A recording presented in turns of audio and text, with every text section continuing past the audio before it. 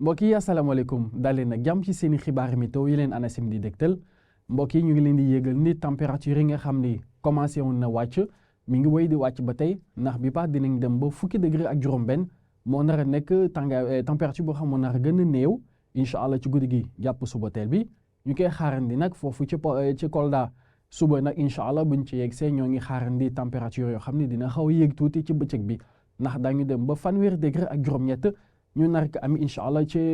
Kaffrine mbokk yi ñu xool suñu natal image satellitale ak ngelaw li nga xam ne mi ngi wéy di jugee ci bët gànnaar réew mi day côté Mauritanie daal di dugg si ak ngelaw li nga xam ne moo di seddal tuuti suñu waaxi géej gi ñu koy woowee alizé ak ay niir yoo xam ne daanañ doxantu bu baax si réew mi daanaka dina daj réew mi yëpp mbokk yi ci wàllum température lu ko dalee guddi gi jàpp suba teel incha allah ni ngi leen ko waxee woon sànq muy fukki degré ak juróom-benn. di température bi nga xam moo nar a gën a néew guddi gi ñu nar ko amee incha allah ci Kolda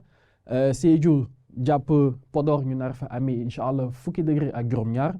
fukki degré ak juróom-ñett ñu nar ko amee incha allah ci Ndar Géej naka noonu jàpp Matam li nekk si diggi réew mi dëkk yi nga xam ñoo fare diggi réew mi foofu température dina dem diggante fukki degré ak juróom-ñeent jàpp ñaar fukki degré ak ñaar waaye nag fi mu nar a gën a tàng guddi gi ci Ndakaaru la ndax ñoo ngi fay xaarandi ñaar fukki degré ak ñett. ñaari fukki degré ñu koy xaarandi ci Ziguinchor waaye ñaari fukki degré ñu nar ko nemmeeku ci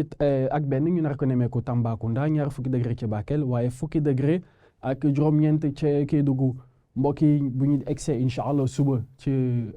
bëccëg bi nañ leen ko waxee woon sànq tàngaay bi dina xaw a yëg tuuti ci digg réew mi ndax foofu ñoo ngi fay xaarandi fanweeri degré ak juróom-ñett muy température bu nar a gën a kawe ci bëccëg bi ñu nar ko amee incha allah ci Kaffrine.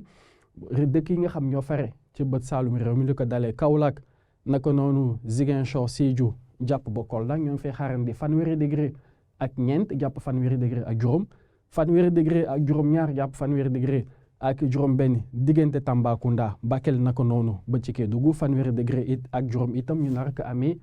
ci Matam